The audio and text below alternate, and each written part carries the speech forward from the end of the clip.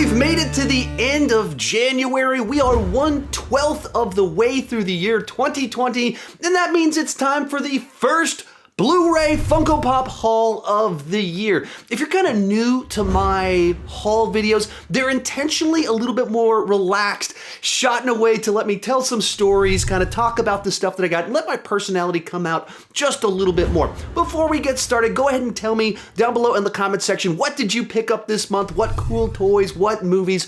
All of that fun stuff. Also, one quick announcement before we dive into this. If you like kind of these more free-form videos where it's less edited and it's much more about me just kind of being me, talking about the stuff that I love, I'm launching a podcast next week. I've been doing some demo videos over on my Patreon account for the last month, and then next week I'm finally going to go public and have a podcast talking about whatever people are talking about in the world of movies. That's what the podcast is going to be about. And I'll have the video version on my YouTube channel, and then hopefully it should be on all of the websites out there, or all the podcast sites out there, so that you can find it wherever you like to listen to podcasts. That's coming next week. With that said, let's go ahead and get started with this first movie up in the month of January, Abominable, a movie that I really enjoyed. Went to go see it actually in the middle of a film festival. I was at Fantastic Fest, seeing 4 or 5 movies per day, and then I left the film festival to go see a movie with my kids. And I normally wouldn't have done that. I would have just stayed at the film festival. But I have been trying to get on all the press lists here in Austin. And the one that took me the longest to get onto was the Universal press list.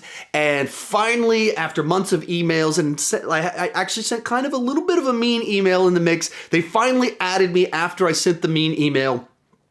And it seemed in poor taste to not go to the first movie they invited me to. So I went to it, no expectations. I hadn't loved the trailers, and then I just thought the movie was really cute and charming. And so I was pretty excited to bring that one home. Took my kids with me, but wife didn't get to see it. So she'd been wanting to see it, so picked it up this month, did a movie night. And, watched it 3 more times this month, as the case whenever I buy movies that my kids like. We watch them a whole bunch of times, whatever month we pick it up.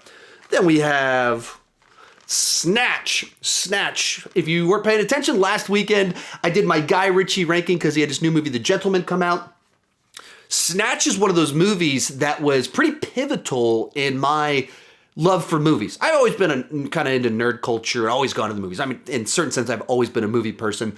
But right around 99, 2000, 2001 was when it went from I like blockbusters, superhero movies, to like I just love movies. And there's like this deep richness of all kinds of other stuff out there. And kind of discovered that other stuff around that time period. And one of the key movies in that was Snatch.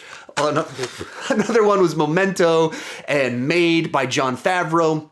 Now, I saw Snatch and I was like, this is so much energy. It's so creative. The dialogue is so snappy. It's the characters so intricate, nuanced, weird, quirky. I just absolutely loved it. So in those early days when I was like, I'll be a screenwriter, and was trying to write my own stuff, it was like 1 part Tarantino, 1 part Guy Ritchie. That's what my stuff was, heavily inspired by Snatch. And then doing this Guy Ritchie one, I realized I didn't have it on Blu-ray, so perfect time to pick it up. Next up, another Guy Ritchie movie. My stuff fell over. I'm shooting at my red desk, and at my shooting at my red wall. At my red wall, the desk is behind me. At the blue wall, the desk is in front of me. So right now, my computer is on a chair, and so I was stacking my Funkos on top of my laptop that's on top of the chair that wiggles. So if I move my feet, I bump the chair, so my stuff falls over. So the benefit of being in this corner is that it's a nice change of pace, and you got the Funkos behind me and everything. So I like all of that. On the downside, I don't have a table in front of me, so it makes shooting here kind of tricky. Anyway, Sherlock Holmes, A Game of Shadows. Not crazy about this one. Snatch, love that movie. This one felt like style over substance to me. I was never bananas for Guy Ritchie's Sherlock Holmes, but the first one I enjoyed it for what it was. There's a lot of things to enjoy. And then this one, I thought it just doubled down on all the stuff that was distinct about his take, but that didn't feel like Sherlock Holmes. And so it went so far down that path with this movie that it felt like the Sherlock Holmes was all gone. It was all Guy Ritchie period piece, action movie, mystery. There's mystery and all that stuff in it, but it wasn't the star. The star wasn't Sherlock Holmes solving a mystery. The star was Guy Ritchie's slow-mo stylistic stuff. So that one frustrated me a little bit. Then the next 4 that we'll do tie into some rankings that I've got coming up in a couple of weeks around Sonic. I'm I'm going to rank the 90s video game movies. That one's going to be fun for me because those are the ones I grew up watching. They're the movies based off video games that I played growing up. And then the movies, I saw all of them in the theater opening weekend other than one of them.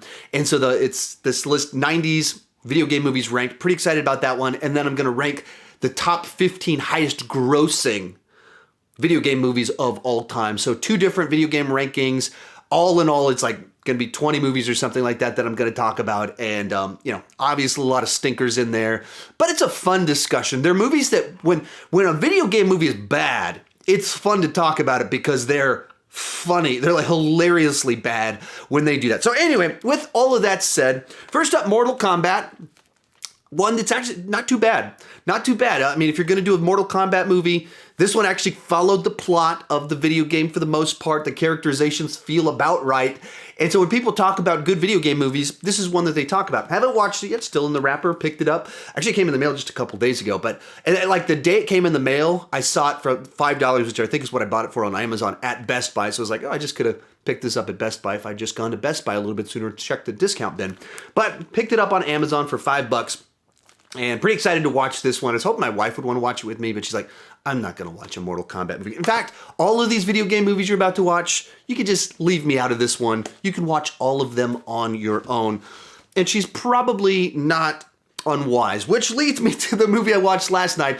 Actually, only a DVD, because I don't remember if they had a Blu-ray for it or if the Blu-ray was like $20. I wasn't going to do that. So I bought the DVD for however much it was. It wasn't very much, $4 or something like that. Super Mario Brothers, the movie. Don't want to say too much because obviously we got that ranking coming up. But I actually saw this one in the theater when it came out. I was, one of the 10 people that bought a ticket for Super Mario Brothers. And even as a dumb 11-year-old, however old I was, 11, 12-year-old, I was like, what is this? This isn't... Why is everything so dark and everything's shooting sparks and there's slime?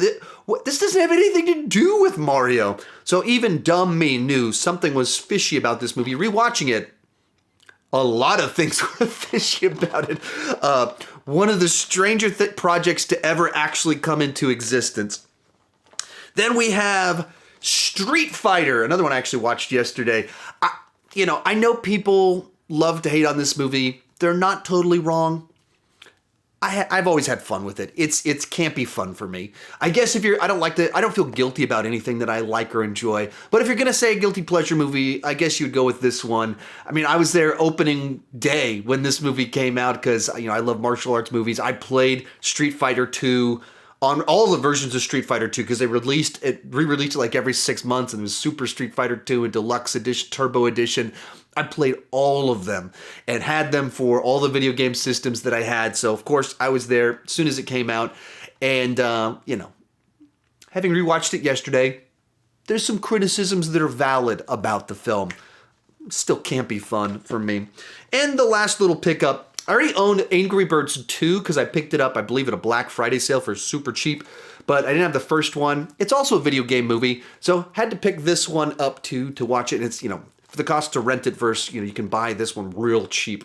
So decided to just pick it up real cheap. My kids like these movies, so bought that one. Haven't rewatched it yet. I don't remember liking it. Well, I mean, I like the second one a lot more. I'll say that. So need to rewatch it to get those finer tuned takes on it. But I like the second one a good bit more. It was more focused and had this spy vibe to it. Final Blu-ray pickup this month was Terminator Dark Fate. Movie that I really enjoyed. Even as of today, I was debating a guy on Twitter about it. and the bold choice made in the first 5 minutes, and why I don't think it undid as much as some people think it undid. I dug it. My wife really dug it, so went out and picked it up. And I even tried the future proof on this one. Since it's a Terminator movie, I'm always going to want the latest, greatest. So picked up that 4K, even though I don't have that 4K TV or player yet. But looking forward to rewatching that one, and hopefully, fingers crossed, I still enjoy it. Some people I know it's like they want to hate movies. I never understand that perspective. Like, I always think I want to enjoy more things because then I enjoy more of life. So that's always my take. So hopefully still like it when I rewatch it at home. Final 2 pickups. All right, first one, we've got James Bond, Casino Royale edition. Since we got a new Bond movie coming out, and I'm doing these monthly Bond rankings. Actually, looks like I'm going to miss this month, but doing these Bond rankings. Actually, I've already shot my Roger Moore ranking. It's just the process of, since I'm doing it with Griffin, there's a delay in trying to get the files to me, and it just didn't happen. So it's supposed to come out today, and I think you're getting this video instead of the Roger Moore ranking. So the Roger Moore ranking should be Sunday instead. Just swapped those 2 videos. But anyway, picked this one up to get myself a James Bond. You gotta have a James Bond in your collection, and watching through the movies, it's a nice little piece to have in the background. And then, favorite news show of 2019, The Mandalorian. So picked myself up a Cara Dune at Best Buy to go right along with my Mandalorian, who's somewhere around here inside of this space. And she's played by Gina Carano, who I remember her originally from American Gladiators from 10 years ago. There was the revival of it, and she was one of the star gladiators, and so I was like, she's my favorite of the gladiators. And then she went on to have movie success, and then found out she's gonna be in Star Wars, so very excited. And now I have her as a Funko to put up on my shelf. So fun times. That goes back to the early days of my marriage, like honeymoon phase, and they brought back American Gladiators. I was like, we gotta watch this. So that first year of marriage or second year, every week we watched American Gladiators, and now come full circle when The Mandalorian came out, watched it every week with my son, and she's on that show. So fun times. Anyway, that's what I picked up this month. Tell me what you picked up down below. Remember, come back next week if you want kind of more of this version of Sean Chandler, the less edited, the less scripted version of him. Podcast coming next week. Should be weekly episodes. A lot of fun talking about all things movies and letting the personality, the stories come out a little bit more. Thank you so much for watching, and keep talking movies too much.